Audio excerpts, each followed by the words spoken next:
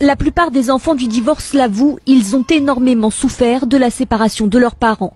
Conséquence, un sentiment d'abandon et d'isolement pour près de 60% d'entre eux, mais aussi des difficultés scolaires. C'est aujourd'hui quelque chose qui est extrêmement banalisé, le divorce. C'est limite, ça fait partie de la vie. On se soucie pas beaucoup des enfants. Souvent, t'as les darons qui partent et ils disparaissent sous prétexte qu'ils donnent une petite pension et ils estiment que ça équivaut à leur présence. Ou alors, t'as des mères qui estiment que le père n'est pas important et elles refont leur vie toutes seules de leur côté avec les enfants. Moi, ce que je trouve désolant, c'est que aujourd'hui, on passe le bien-être personnel et individuel au-dessus du bien-être des enfants. Pour moi, l'éducation des enfants, leur bien-être émotionnel et psychique et psychologique, c'est la priorité de tout. Je dis qu'aujourd'hui, on demande le divorce pour des pacotilles, que le mot divorce est prononcé beaucoup trop facilement. Mais quand il y a l'engagement d'une vie, d'un bébé, d'un nourrisson, d'un petit être qui n'a rien demandé, qui se retrouve au milieu de tout ça, je dis, faut réfléchir.